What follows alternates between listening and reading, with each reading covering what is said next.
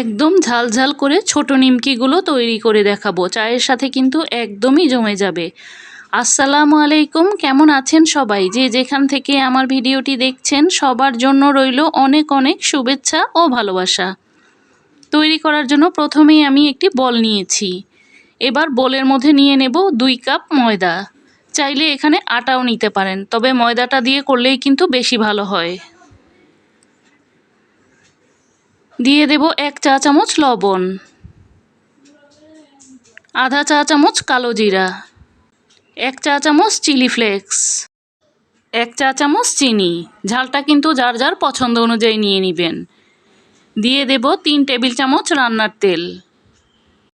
এবার হাত দিয়ে শুকনো উপকরণগুলোকে ভালোভাবে মেখে নেব।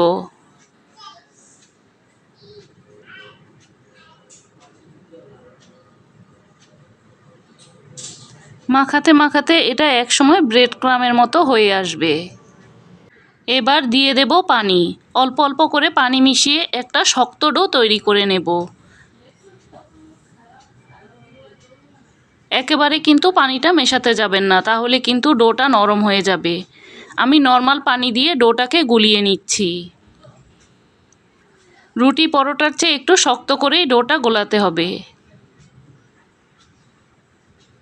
এবার ঢাকনা দিয়ে ঢেকে 10 মিনিট রেখে দেব।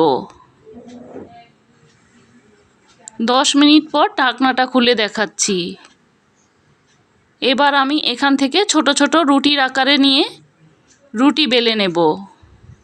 আমরা সাধারণত যেইভাবে রুটিগুলো তৈরি করি সেই রকম পাতলা করেই তৈরি করে নেব। এর চেয়ে ভারী করা যাবে না, তাহলে কিন্তু মুচমুচে হবে না। পুরুত্বটা দেখতে এই রকম হয়েছে। এবার আমি একটি পিজা কাটার দিয়ে কেটে নিচ্ছি। চাইলে আপনারা এখানে একটি ধারালো ছুরিও নিতে পারেন।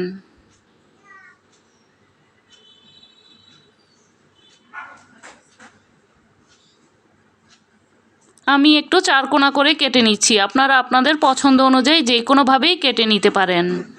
রুটিটা বেলে নেওয়ার সময় ময়দার গুঁড়া খুব বেশি পরিমাণে দেওয়া যাবে না, এতে করে তেলে দিলে কিন্তু পুড়ে যাবে। এবার চুলায় প্যান বসিয়ে তেলটাকে আমি গরম করে নিয়েছি। চুলার আঁচটাকে মাঝারি হিটে করে এবার নিমকিগুলোকে ভেজে নেব। খুব বেশি বাড়িয়ে দিলে কিন্তু মুচমুচে হবে না।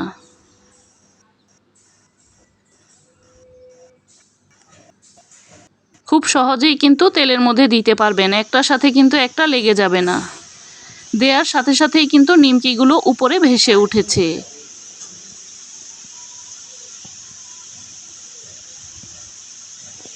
এগুলো ভাজতে কিন্তু সময় খুবই কম লাগে। যখন এই রকম হালকা লালচে কালার হয়ে আসবে তখন আমি নিমকিগুলোকে তুলে নেব। সবগুলো নিমকি আমি একইভাবে ভেজে নিয়েছি। আমার এখানে 2 কাপ ময়দা থেকে এতগুলো নিমকি হয়েছে। চাইলে এইভাবে নিমকি তৈরি করে একটি কৌটায় ভরে দীর্ঘদিন সংরক্ষণ করতে পারবেন। যারা ঝাল খেতে পছন্দ করেন না তারা ঝালটা বাদ দিয়ে এইভাবে নিমকিগুলো তৈরি করে নিতে পারবেন। আবারও দেখা হবে নতুন কোনো রেসিপি নিয়ে।